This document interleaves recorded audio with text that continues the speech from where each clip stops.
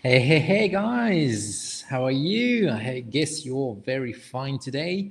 And it's rainy day today in Sydney, so it's a bit rainy, but it's good for Sydney. So today I want to share with you what happened on Sunday. As you may know or not, I've started 2 weeks ago to take some Kizomba training.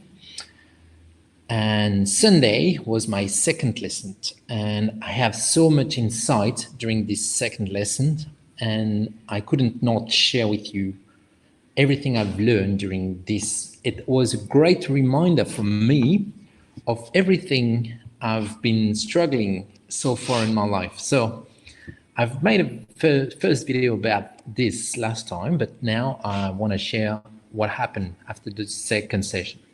So just for you to understand how a Kizomba session is happening. So for those of you who have never danced or have never done any training session for dancing, what happened is there's the first part where you learn the basic step, then the second part where you do some workshop, and the third part where it's a party, like you just dance, freestyle dancing.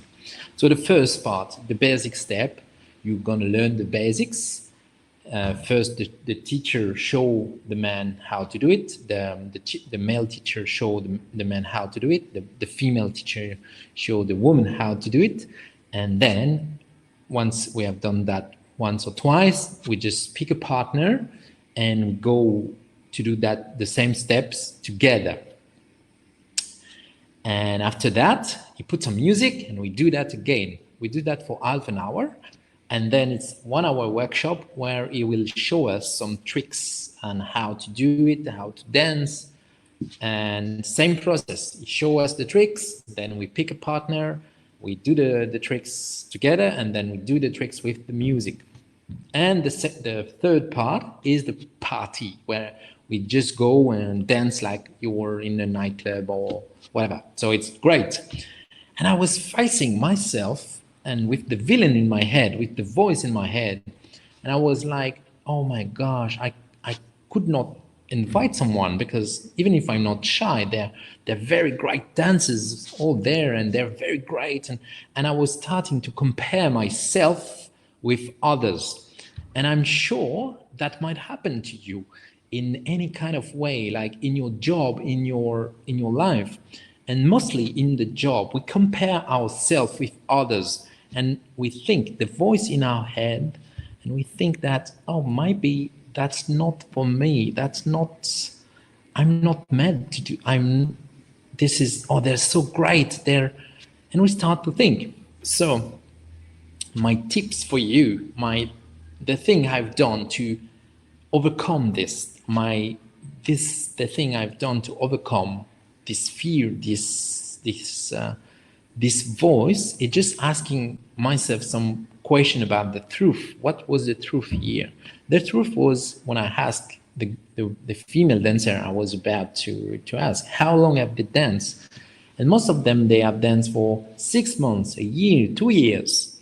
So I was comparing myself after only 2 sessions to people who have actually done that for months already, going twice a week, having training twice a week.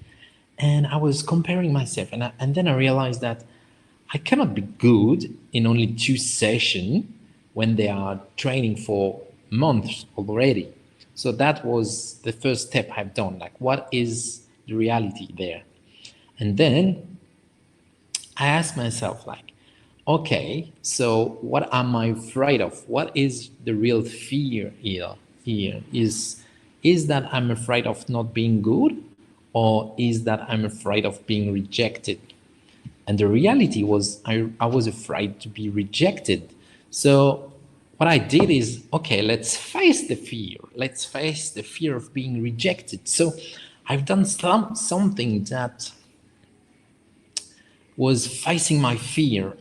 I get to my partner and I said to the partner I picked, like it's a dancing part. So you just choose a partner. So I just go there and I said, I was authentic and true. And I was like, okay, this is my second lesson, but I really want to practice so I can be better. And then maybe we can just dance later. And I will totally understand that you wouldn't dance with me as I am a beginner.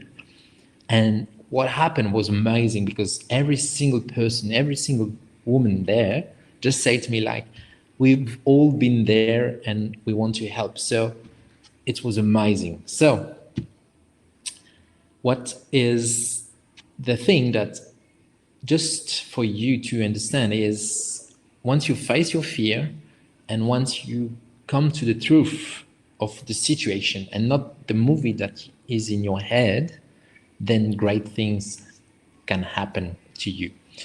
So this is the first thing I've learned from the Kizomba session. Like this was a great reminder for me because most of the time we learn something, we don't practice all the day, and then we forgot. This was a great reminder for me, a great reminder. And the second thing was, okay, but while I was learning the steps, the basic steps, and then the tricks, I was at a point like I was really confused, really confused. So for that, I'm going to share my screen. I'm going to change my screen for you guys. So there we go. Yes. Awesome. So now this is what happened. So what is the learning process? Just grab a marker. The learning process, guys, just for you to understand, when I arrived the first day at Kizomba, there's a situation where you don't know, you don't know, you don't know, right? So this is the very first step. You don't know what you don't know. First, I didn't know Kizomba. I didn't know that I didn't know how to dance. So you don't know, you don't know, you don't know. Then you don't know what you don't know. Then you know. First lesson, I knew that I didn't know how to dance. So you know, you now you know, you don't know.